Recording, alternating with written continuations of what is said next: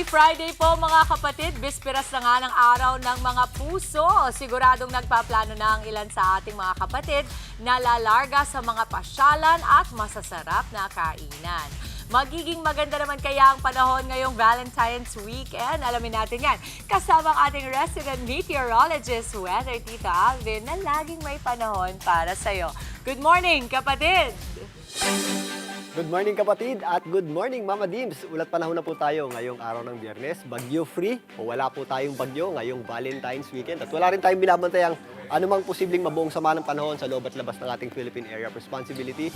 Ito lamang shear line ang nagdadala po ng pag-ulan sa ilang bahagi ng ating bansa. At yung ating amihan ay nagdadala pa rin po ng malamig na panahon sa natitirang bahagi ng Luzon. At yung ating easterlies ang siya rin po nagdadala ng mataas na tsansa ng pag-ulan sa malaking bahagi naman po yan ng Mindanao. Dahil po sa ating easterlies, possible po yung ating mga kalat-kalat na pag-ulan at mga posibleng thunderstorms dito po sa hilagang bahagi ng Mindanao, Caraga Region, kasama na po dyan ang Davao Region at ilang bahagi ng Sorsogon. Mga isolated o localized na pag-ulan at thunderstorms naman ang ating aasahan sa natitirang bahagi ng Mindanao. Samantalang, ang Visayas po, although maganda ang panahon or nagpapakita naman po ang ating araw, possible po yung ating mga kalat-kalat na pag-ulan at mga posibleng thunderstorms. Dulot din po yan ang ating tinatawag na easterlies. Samantalang, yung ating shear line naman ay umaakyat po yung kanyang epekto o nag-extend yung kanyang epekto sa itaas na bahagi ng Luzon. Possible po yung ating mga thunderstorms. Ito po sa Bicol Region, nag-extend nga yan dito sa Quezon, Aurora, Isabela at ilang bahagi ng Cagayan. At tumatagos din po yan ha.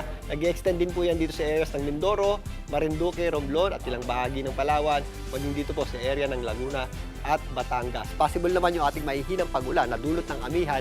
Ito po sa mga kabundukan ng Cordillera, kasama na po dyan ang Baguio City. Sa may mga lakad naman bukas at magdi-date ngayong Valentine's Day, narito po yung lagay ng panahon natin sa ilang pasyalan sa ating bansa. Dito sa Metro Manila, magpapatuloy po ang maliwalas sa panahon, nagiging maulap yung ating panahon minsan at possible po yung ating mga dumadaan lamang o dagli ang mahihinang pag-ulan. So paghandaan po natin ang mga posibleng pag-ulan na yan, sa may mga date bukas, ugaliin po natin magdala ng payong o anumang pananggalang sa ulan. At huwag natin kalimutan yung ating jacket at yung mga pananggalang natin sa lamig dahil magiging malamig pa rin po sa gabi at lalong-lalo na sa madaling araw.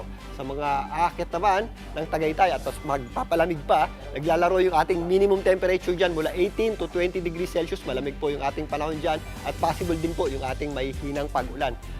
Sa tanghali, ramdam din po natin yung mahangin na kondisyon at malamig din po yung ating temperatura. Kaya mas masarap po na meron tayong kadate at may kayakap kapag aakyat tayo ng Tagaytay. Samantalang, sa mga ayaw naman masyadong lumayo, malapit sa Metro Manila, malamig din po sa Tanay na nasa 18 to 20 degrees din po yung ating minimum temperature. Yan po ay sa gabi hanggang madaling araw. Pagsapit po ng tanghali, ramdam din po natin ang lamig ng panahon. Nasa 24 degrees lang yung ating maximum temperature. Pero magiging mainit o mahapdi yung sikat ng ating araw. So, ugaliin pa rin po natin ang pagdadala ng payong. Magagamit po natin yan sa mga posibleng mahihinang pag-ulan at kung medyo mataas yung sikat ng ating araw.